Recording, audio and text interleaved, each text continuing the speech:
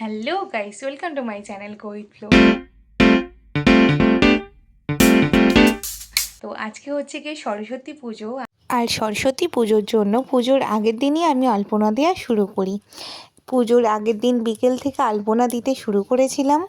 বিকেল থেকে প্রায় রাত হয়ে গেছিলো আমার আলপনাটা কমপ্লিট করতে। তো তোমরা দেখে জানিও যে আলপনাটা কেমন হয়েছে। দাঁড়াও, তোমাদের সাথে আলপনার ফাইনাল লুকও শেয়ার করব, আর তোমরা দেখে বলো যে কেমন হয়েছে। তো এখন আমার আলপনা প্রায় শেষের পথে, প্রায় কমপ্লিটই হয়ে গেছে বলা যায়। আর এটা হচ্ছে গিয়ে আমার আলপনার ফাইনাল লুক পুরো। তোমরা কমেন্ট করো যে আমার আলপনাটা কেমন হয়েছে, ঠিকঠাক করে দিতে পেরেছি কিনা। আর আজকেই সকালবেলা 7টার সময় ঠাকুরমশাই চলে এসেছিল।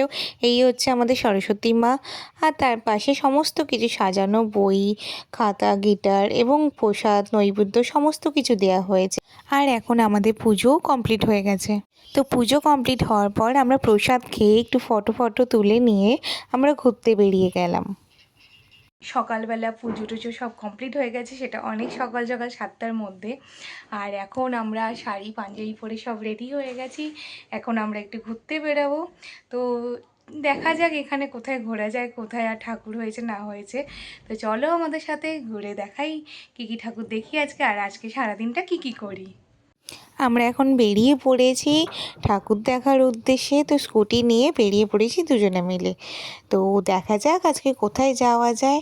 ইচ্ছে আছে ভালো কোনো জায়গায় যাওয়া, শুনেছি বড় বড় ঠাকুর হয়েছে সেখানে। তো চলো দেখা যাক।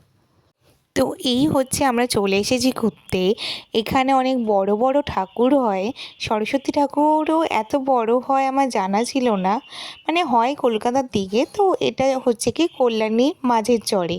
তো এখানে দেখো ঠাকুর প্যান্ডেলটা কত বড় আর কত সুন্দর একটা ঠাকুর করেছে, পুরো দুর্গা পুজোর মতো। তো এই হচ্ছে ভেতরে সরস্বতী ঠাকুর। দেখো ভীষণ সুন্দর ঠাকুরটা করেছে, মানে সত্যিই অপূর্ব। তারপর এই হচ্ছে আরেকটা প্যান্ডেল। এটাও একই মাঠের মধ্যেই ছিল আর কি, একই মাঠের মধ্যে টোটাল 3টে প্যান্ডেল হয়েছিল সরস্বতী ঠাকুরের। আর পুরো মাঠ জুড়ে মেলা বসেছিল। এবং আমরা যেহেতু সকাল সকাল গেছি, তো মেলাটা অতটা খোলা দেখিনি, তাও 2-1টা দোকান ছিল। তো এমনি রাতের বেলা অনেক বড় করে নাকি মেলা বসে। তো এখন প্যান্ডেলের ভিতরে প্রবেশ করছি। প্যান্ডেলটাও ভীষণ বড় করেছিল এবং ভীষণ সুন্দর ছিল। আর এই হচ্ছে ভেতরে সরস্বতী প্রতিমা। কি অপূর্ব তাই না? কি অপূর্ব হাতের কাজ, কি নিখুঁতভাবে বানিয়েছে। আর ওপরে ডেকোরেশন জাস্ট ওয়াও, মানে দেখার মতো। আর তারপরে চলে আসলাম আরেকটা প্যান্ডেলের দিকে। এটাও একই মাঠের মধ্যেই ছিল। দেখো পুরো দুর্গা পুজোর মতো প্যান্ডেল করেছিল এখানে সরস্বতী পুজোর জন্য। আর এই হচ্ছে ভেতরে সরস্বতী প্রতিমা। দেখো কত সুন্দর দেখতে, মানে প্রত্যেকটা ঠাকুরই একের থেকে আরেকটা সুন্দর। আর এখানে দাঁড়িয়ে আমরাও কটা ছবি টবি তুলে নিলাম আবারও। তারপরে চলে গেলাম আরও এক গন্তব্যস্থলে। তো এটাও একটা বড় প্রতিমা হয়েছিল। দেখো কত মিষ্টি ঠাকুরটা। আর ঠিক তারপরেই আমরা চলে গেছিলাম আরেক জায়গায়। এটা হচ্ছে কি একটা পার্ক, এটা কল্যাণী লেক পার্ক। তো এখানে কাপলসরা সবাই যায়, বাচ্চা থেকে বড় সমস্ত লোকেরাই এই পার্কে যায়। তো সরস্বতী পুজোর দিন একটু পার্কে না গেলে হয়, তাই আমরা একটু পার্ক থেকেও ঘুরে আসলাম। তো এই পার্কের ভেতরে আছে টয় ট্রেন, বোট, বাচ্চাদের বিভিন্ন নাগরদোলনা এবং একটা বড় ঝিল। তো পার্কে কিছুক্ষণ ঘুরে টুরে নিয়ে একটু বসে একটু স্ন্যাক্স খেয়ে তো আমরা আবার রওনা দিলাম বাড়ির উদ্দেশ্যে।